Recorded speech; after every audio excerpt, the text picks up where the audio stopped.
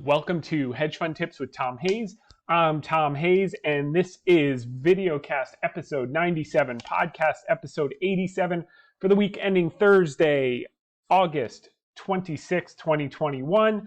Welcome, coming to you live from the beach in North Carolina. We're down here for a week, a little family vacation. This is my wife and I at dinner, and then the whole family at the dock, which was just a really nice time. And we'll kick it off with thanks to David Lynn for having me on Kitco News yesterday. This was a tremendous a segment, about a half hour in total, shaved down, I think it's 22 minutes or something like that. And we really went into in-depth detail on the China situation and our outlook and the reopening trade. That is a well worthwhile listen. If you have a chance to watch that, please do. So again, thanks to David. And then I want to thank Devik Jain for having me in his Reuters article earlier this week. My quote was, "People are expecting that the accommodative positioning of the Fed will stay in place for at least another handful of months, as Delta has given the Fed cover to do nothing in the short term. When you have so much liquidity in the system, there's not any other place to go with rates so low. Investors who have bought these dips have been amply rewarded, so I don't see that changing until they announce taper." So we had a few hawks out today. We'll discuss that.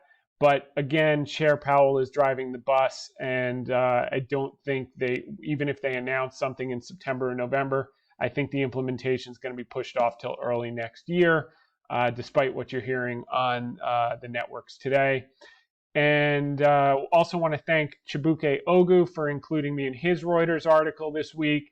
And I said there was a fear that they were going to announce tapering in Jackson Hole and start in September, but that now looks like it'll be in 2022, meaning the implementation. I think the announcement will be September or November. I think the implementation will be very early in 2022. And also thanks to Chibuke, the next day, yesterday, had me on in his article. I said bond yields are rising and the reopening trade is on full blast. Banks and other cyclicals are doing well. Tech is taking a back seat. So we're going to take a look at rates as it relates to signals for getting back in the reopening trade. Our base case since the beginning of the year has been that as we said in late May and early June, to get back into the interest rate sensitive, which was tech and some of the defensive names that with dividend yield that pay well when yields compress, and that the reopening trade would come back in the fall. So we're getting close to that now. Yesterday was kind of like the first showing of that, but I think there'll be a number of fake outs, and then some way halfway into Q3 and certainly Q4 are going to see some real strength for the reopening and cyclicals and value trade to come back like we saw in Q1. And then finally, thanks to Devik Jain for having me in his article today.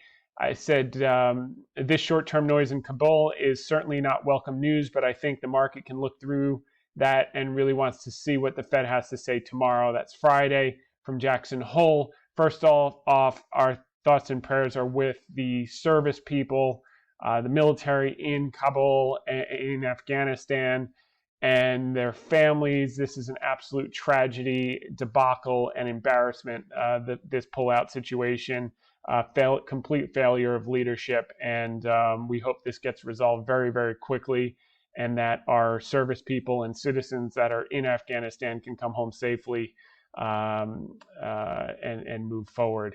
Want to get to a couple Ask Me Anything questions today. Surya writes, "Hi, as usual, thanks for your podcast. Would you please kindly give me your opinion on Alibaba's management buying their own shares? I thought if they were buying shares, then the downfall in shares would be limited, and surely they have confidence in their company for the long haul." So Surya wrote this over the weekend before the rebound.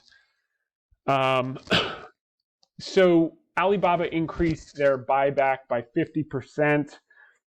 From $10 billion to $15 billion in the sell down last week, which I thought, and I referenced in the interview with David on Kitco News. They're the largest, by the way, metals dealer in the U.S., I believe, or in North America. So the volume was 3 and 4 times average daily volume. Last week was basically funds blowing up, liquidating, and getting redemptions. It was disorderly, structural forced selling and capitulation is my belief. I think we're at or near the lows.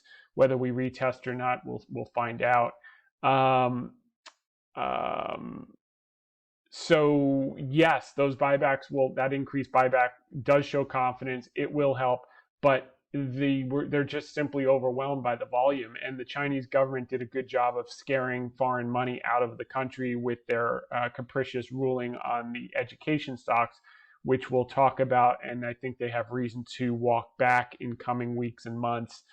Because the parents are flipping out. They want the tutoring that the government has cracked down on. They don't want their kids to have to go work in factories because they can't speak English, or they don't get competitive grades that get them into top jobs at 10-cent Baba, JD, and the like, and have promising futures. So great question. Yes, those buybacks are going to help. Once the forced selling is done, we may get some more into the end of the month. But that is certainly a sign of confidence, and that they will be used because they're buying at record discounts to intrinsic value. Jeff asks, Jeffrey Bowen, big fan of your show and great advice. I want to ask you about your thinking on options to potentially enhance your returns. Do you prefer bull call spreads or straight call options? For example, I'm looking at the March 22 calls for BABA. How would you look at the 175 calls if you were bullish? Straight calls or call spread, perhaps some combination? I would do straight calls at this point. You're at such a huge discount, you don't want to cap your upside, because I think once this gets going, and there'll be some fits and starts and it won't be a straight line up, I don't think they're going to let people in. And we went through what it looked like which was the case with Wells Fargo, and which was the case with Exxon last year. So I think that don't limit your upside, limit your downside by using straight calls. So this way you hedge your risk by your sizing. So you can control a significant notional value and live to fight another day if the government comes out and does something completely crazy like nationalizes Alibaba, which is never going to happen. But who knows?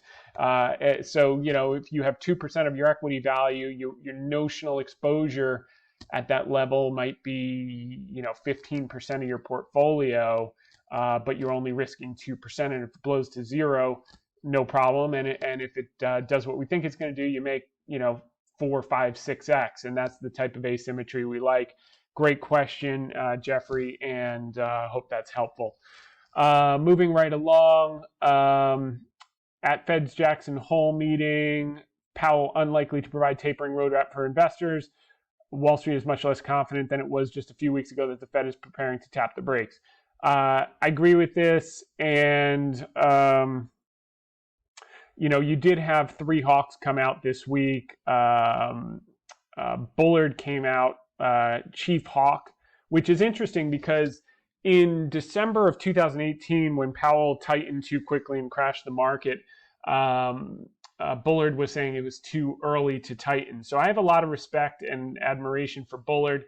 I think he's a little bit early on this. I think Powell is right. I think Powell did an incredible job saving us from a depression last year. He's found his footing, and he will take that liquidity out. But with Delta still lingering, number one, and number two, his priority since day one has been full employment. We still have 8.7 million people unemployed versus 5.7 million in February of 2020 before the pandemic started. So he's probably going to want to make a little more headway. I think probably the way to do that is make an announcement in September and do the implementation in early 2022. Kaplan was very hawkish. He walked that back a little bit on Friday and then walked back the walk back today. So they're playing good cop, bad cop. Bullard's the bad cop here. Powell will come out tomorrow, likely with an accommodative viewpoint, as we noted in the notes. And the other thing that Esther George said was that we've made progress, but if you read the minutes, which we went into detail last week, which she was there, she should know that. is substantial progress is what was the benchmark that they said, and in the minutes they acknowledged they had made progress but not substantial progress. And with Delta and with the jobs report coming up in the first Friday of September, I think what we're going to see is a little bit of lighter results in terms of employment in August. I think Delta will have slowed things down a bit, so that gives them a little cover even if they announce in September to kind of push off the implementation, whereas Bullard is saying, let's announce and get it all done by first quarter of 2022. You would think the guy is trying to crash the market so he can get Powell's job. I mean, I say that in jest, but man, he's concerned about housing bubbles. But lumber prices have rolled over. You're seeing the builders put supply back on the market now. It's starting to normalize. Material costs are coming down. So part of that with lumber, with housing, everyone wanted to make a knee-jerk move when they were stuck in their houses looking at real estate porn on Zillow all day. I think that's kind of normalized a little bit. The market's obviously still hot, but it's moving to a more normalized hot. Supplies coming on board. You look at the Toll Brothers. Doug Yearley was on yesterday, and you see great progress there. So we're going to have to do something about above trend inflation. But I think Powell is going to finish off his objectives with employment first, keep a close eye on inflation, and likely the implementation early next year. This is positive news. This was Carl Quintanilla put out Fundstrat's data, showed that as we had anticipated, Delta rolling over in 9 states already. The big states: California, Nevada, Florida, Louisiana, Arkansas, Maine, Missouri, Idaho, and Rhode Island. Very good to see, and this is in line with what we've been saying. India and UK peaked at 45 and 50 days, and Florida's peaked at around 40 days. So good progress there. We're happy to see that. This is the Dow Jones and the Russell 2000 small caps. Basically, the reopening trade. They've gone sideways. We covered this a couple weeks ago for 4 months and 6 months respectively. We think in the fall this trade comes back and we're going to break out on the small caps. The Dow, we're starting to break out, which is positive to see, and that's going to be a function of rates. As far as all the talk about bubbles, one of the indicators we look at is this PMO buy all. Again, when you're down at the 0 level, it favors being a buyer versus a seller. That's not to say you can't go back down and retest and get pullbacks, but here's where you're looking to lighten up at these levels, and at these levels you're looking to buy selectively in those areas that there's opportunity. Next, some updates. Cigna announced a $2 billion accelerated stock repurchase agreement. That's good. As we said, we think that stock can work its way to new highs before the year end. Splunk beat earnings estimates. Strong quarter prompts analysts to raise price targets. That's up, 35% or something since we talked about it in, I think it was June. JD soars after recording record users in Q2. Goldman new price target implies a near 100% upside. Cathie Wood increases its stake. So this is opinion follows trend. So a lot of people are now starting to look at getting back into Chinese stocks after the flush. A lot of people got out of them. And it shows the power of these amazing companies that they continue to just beat on top and bottom line and grow users in spite of all the government obstacles, the obstacles that the government's put in their way, which in the short term may slow their earnings power. In the intermediate term, it increases their competitive moat. And I spent a lot of time on this with David on the Kitco interview. And again, if you had to choose listening to this whole podcast or listening to that interview, I'd probably take a look at that interview. We went into a lot of good stuff there. All right, next. Okay, want to go through some Chinese developments because there have been a lot of good stuff happening this week. Next is SEC Chief Gensler, open your books or be delisted. So this is a fear that we've covered with the variable interest entities trust and the Chinese regulators, and now the US regulators saying, you have to comply with our public accounting board audit standards or you'll be delisted.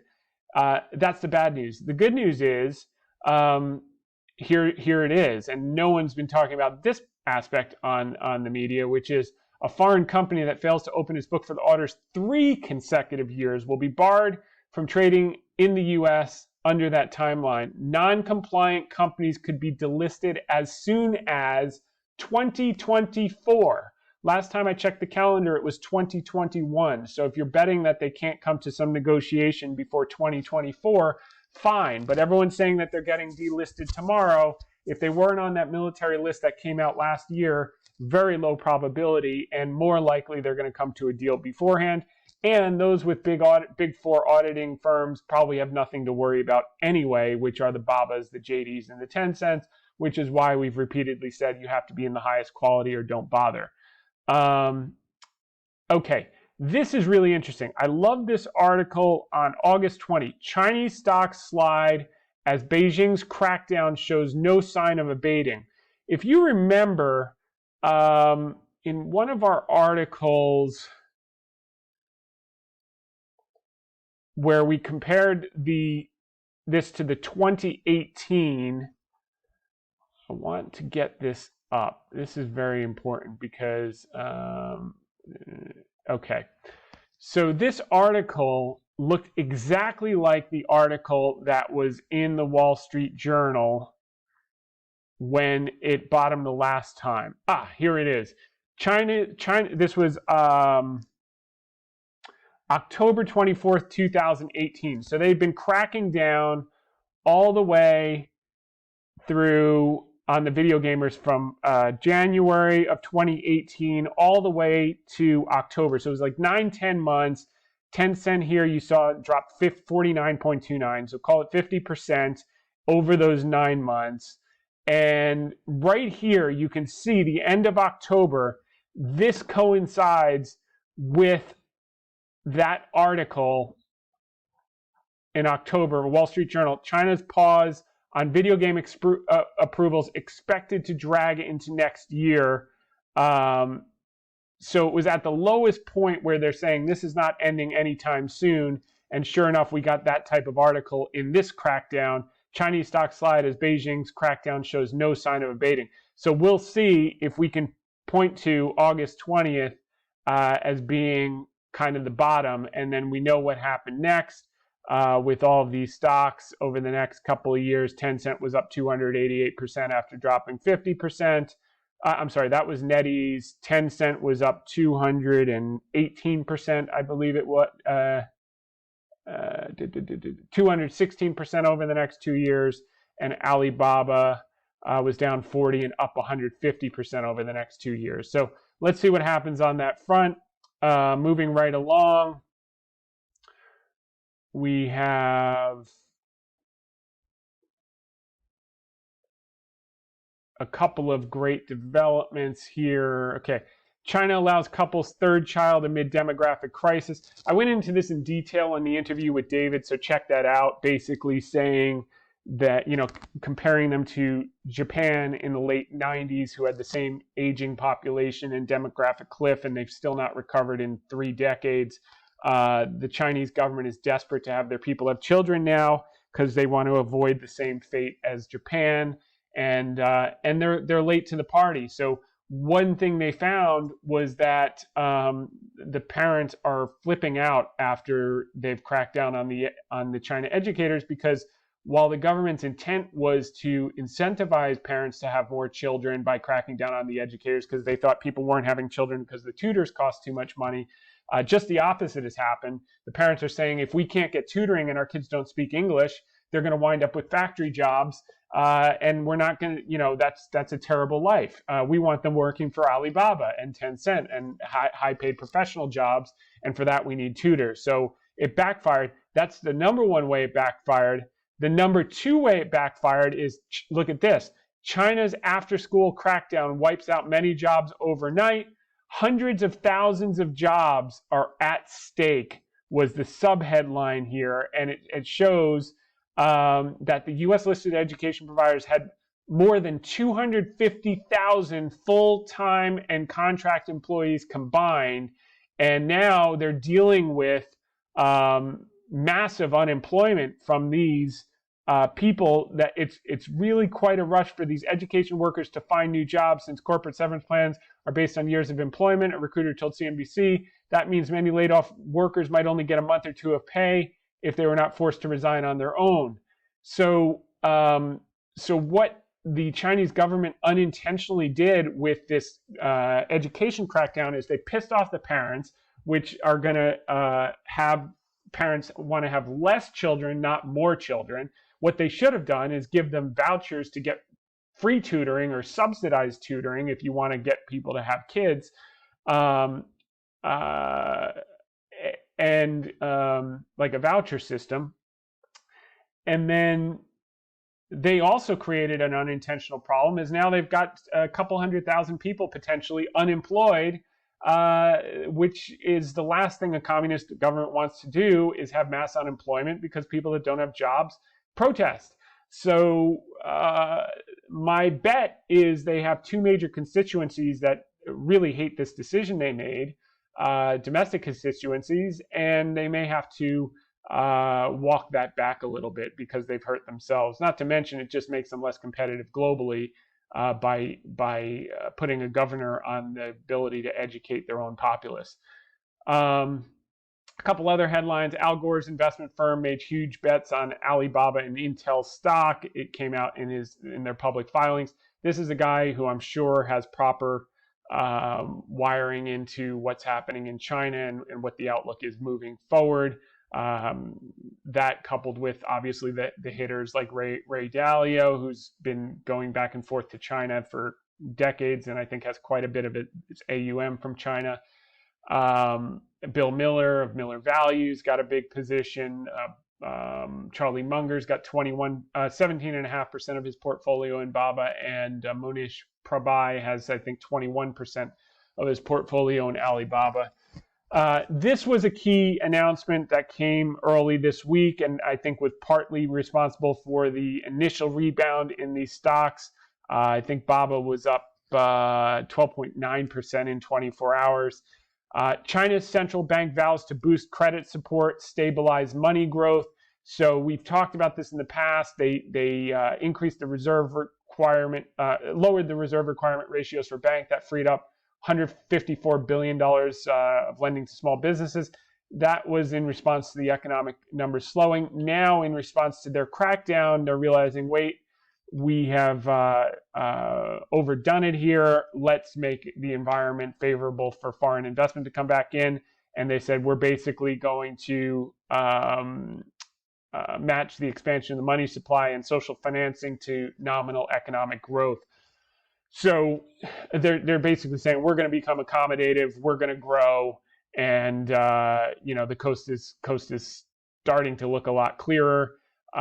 China's cyberspace regulator lays out two main conditions for companies wanting to go public.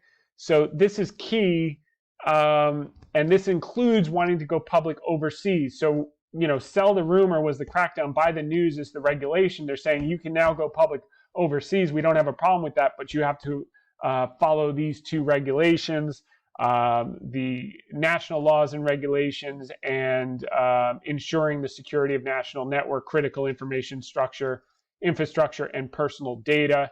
So this is another move in the right direction of the Chinese government saying, yeah, foreign IPOs are going to be okay, just follow these rules. We're going to, juice up the money supply, and growth is coming back. And Wall Street and China to revive talks and hunt for common ground.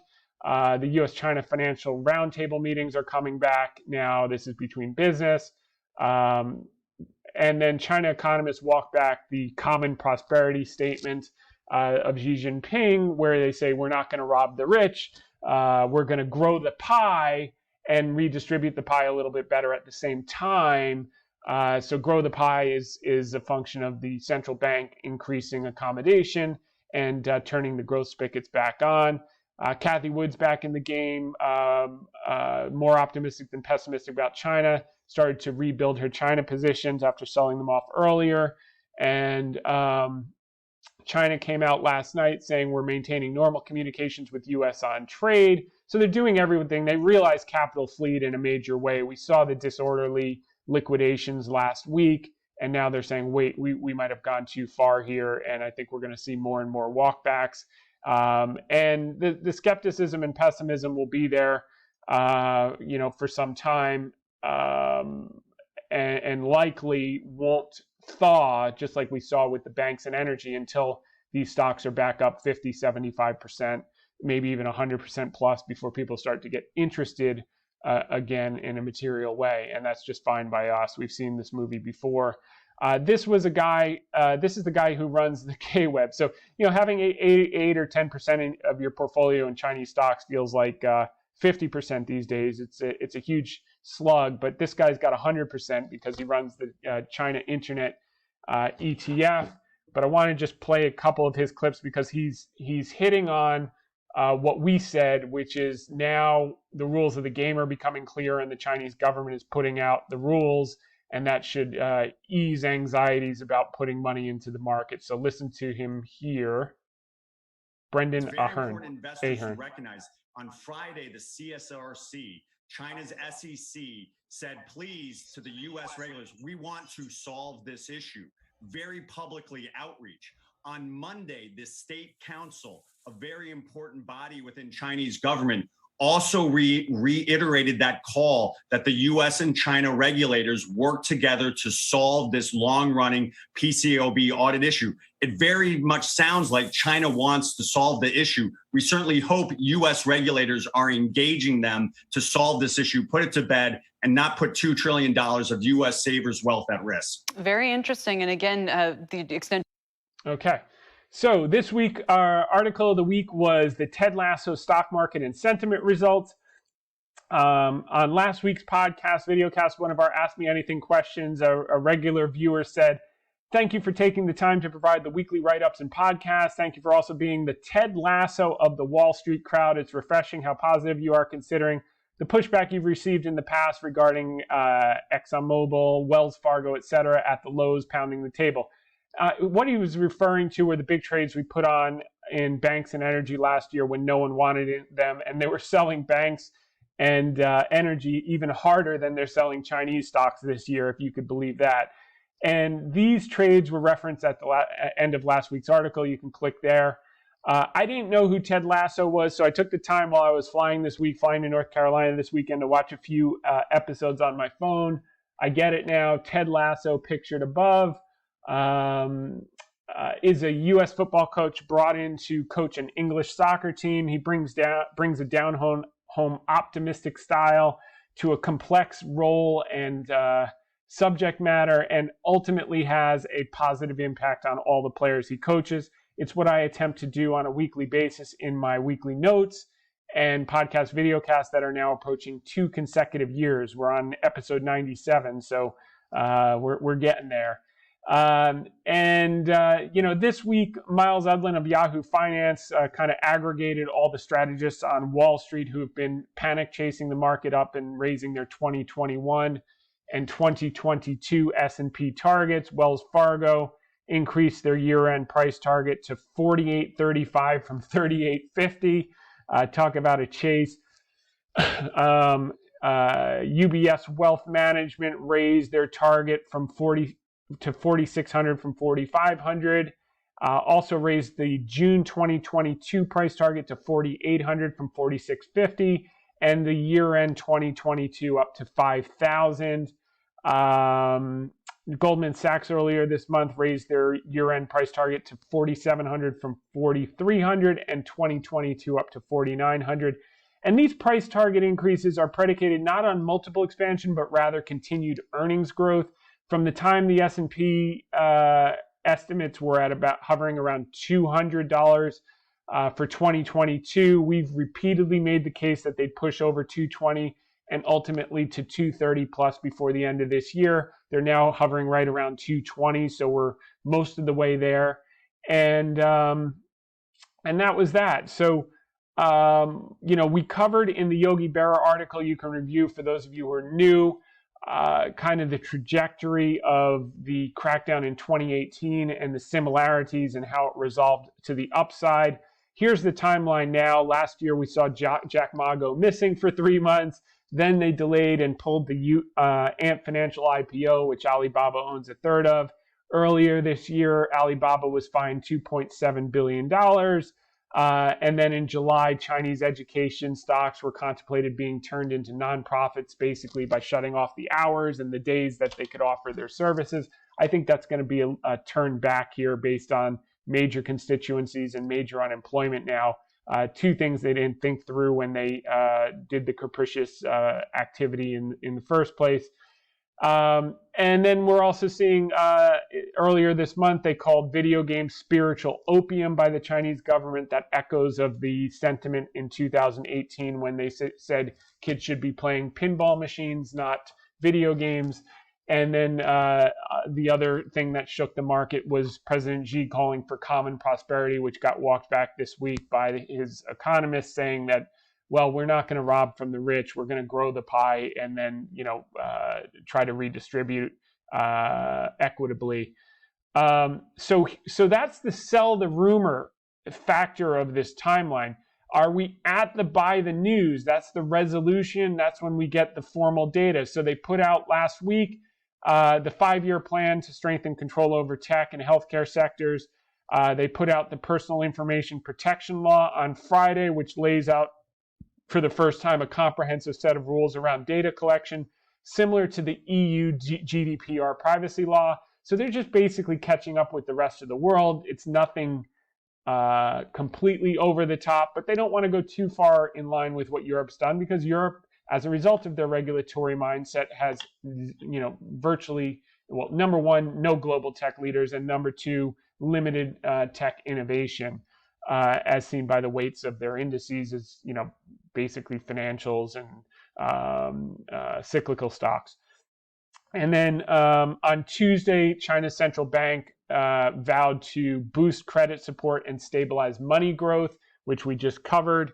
And then, if you recall last week, I made the point, look for a day that Alibaba, for the first time, rallies on bad news. So either a day where mass layoffs are announced by Alibaba and the government causes the government to rethink and blink, which it wasn't from Alibaba, it was from the education stocks.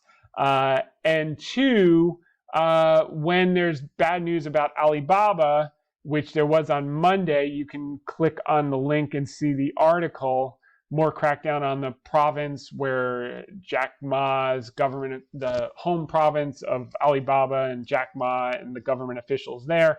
And the stock rallied big on that day in spite of that bad news. It kind of reminds me of Boeing, constant bad news and the stock keeps climbing up. I think now we're potentially in that stage with Alibaba where it's just going to shrug off bad news. And then we saw Wall Street and China reviving the trade talks, and that's that. So it looks like we got that first day of rallying on bad news Monday, and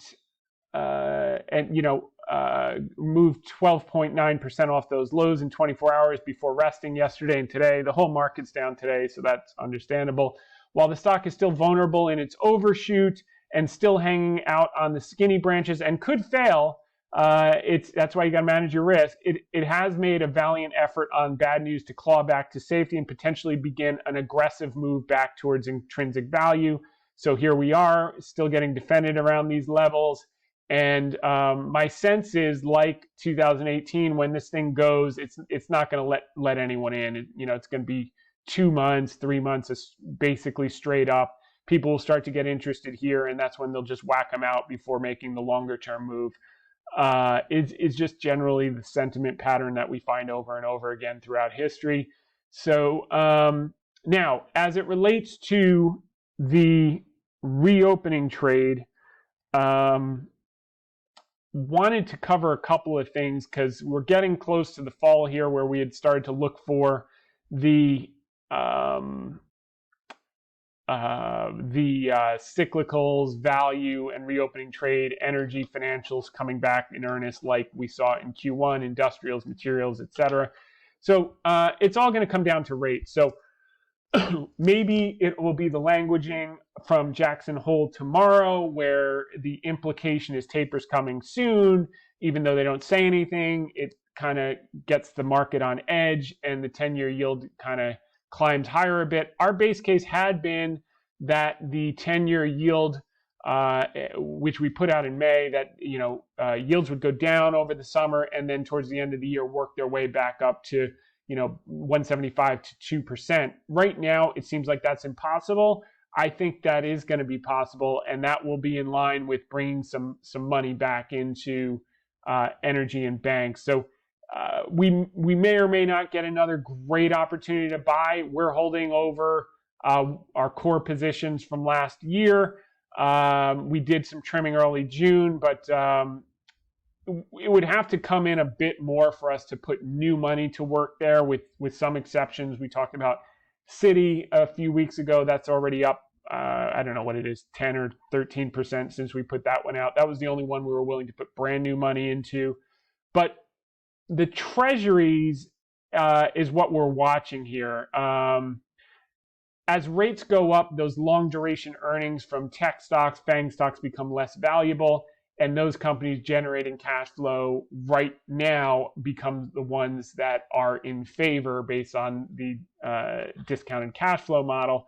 So if you look historically over the last 20 years, treasuries tend to start to sell off in August and September, and yields will go, treasuries sell off, yields go up, and that favors the move back into those for the last quarter, which has been our base case for some time. The other thing that I'm seeing here is commercials, which tend to be right and tend to be early.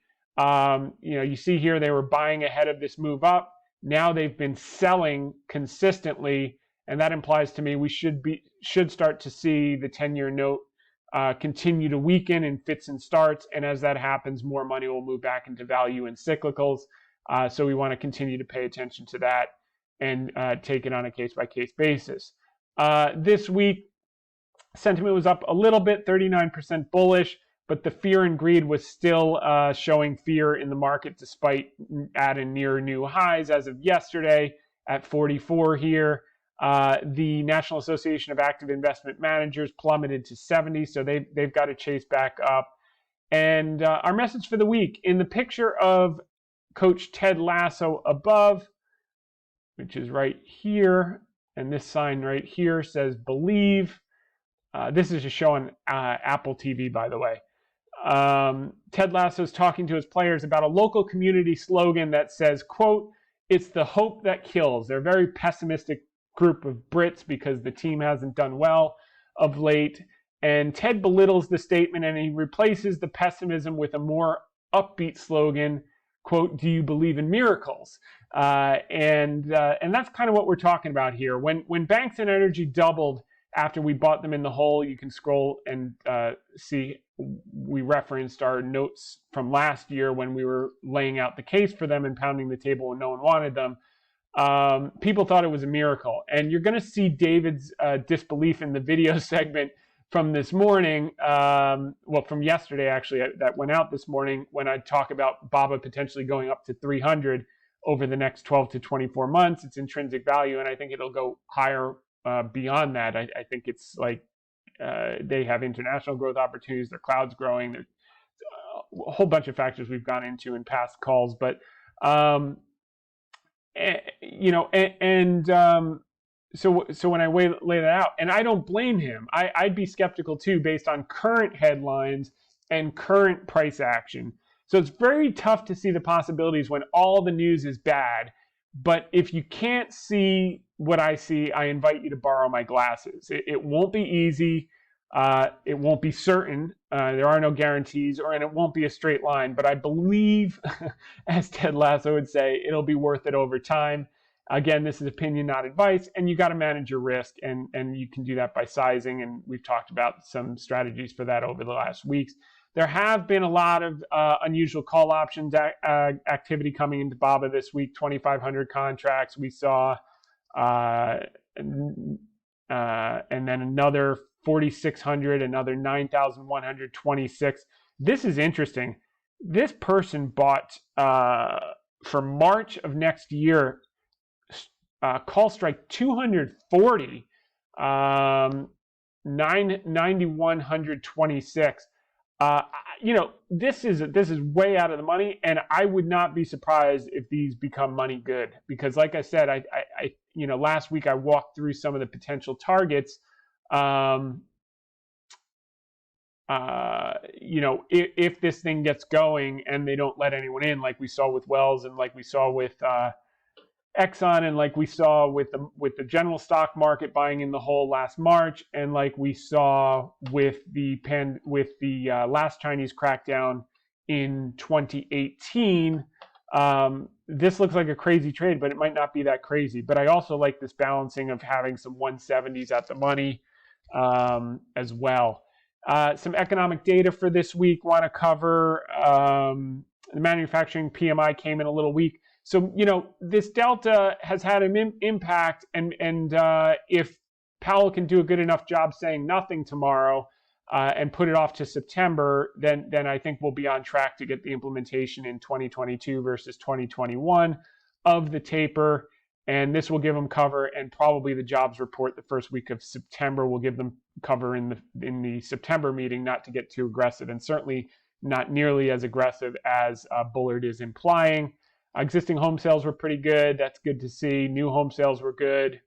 Month on month, they were only up 1%, so that did miss expectations. It was expected to be up 3%, so there's some cooling there. That was what we were referencing earlier. Core durable goods orders were up 0.7% versus 0.5% expectation. Durable goods orders were better than expected at negative 0.1%. Crude oil inventories was a draw. The big risk with crude is that you do get some movement with Iran, although now it seems unlikely. And that could be a flush where you get better buying opportunities. But as I said last week, if you have to put new money to work because you didn't have any exposure already, I'd stay high quality like the EOGs and the FANGs. Those seem to have started to get bid a little bit this week. EOGs and FANGs was on the upstream. The midstream was Energy Transfer, and the downstream I think was Phillips 66 we were talking about last week. You can go ahead and review that. Continuing jobless claims, again, this has always been the sticky number that we're talking. This came in worse than expected, 2.8 million versus 2.86 million versus 2.79 estimated.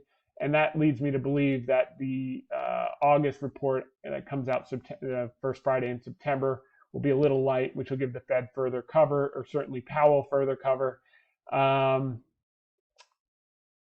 Initial jobless claims were a little bit higher than expected at 353,000. So, the delta is going to have some impact here. And that was that. We don't have the new rig counts yet. So really just an update. I think the biggest change this week was we went from having the sell the rumor and this kind of nebulous idea of the future to more concrete ideas with the announcement of the PIPL, the data privacy laws, the 5-year plan, the central bank becoming accommodative. So we're getting more concrete things that the market can stand on. And then the most important thing will be price movement. Opinion follows trend. As the prices go up, all of the people that have dumped out of these stocks are going to start to chase back in. And I think that first move is going to be, when it gets going, one that doesn't let many people in. That's usually the way it works. You get the, obviously initially you get the short squeeze, and then they start panic buying, and then you get some of the value people coming in. And then after it's moved, 50 to 75%, then you get the momentum chasers and the breakout folks jumping on at the last minute. And that's usually when you'll get that abrupt pullback after a big move before the longer term big move starts. So with that said, I I want to thank everyone for listening in. This is, kind of the last week of summer here, so we'll get back onto a regular full tilt schedule moving forward. But hope you found this helpful and detailed. And in the meantime, we'll be back next week, same time, same place. Make it a great one.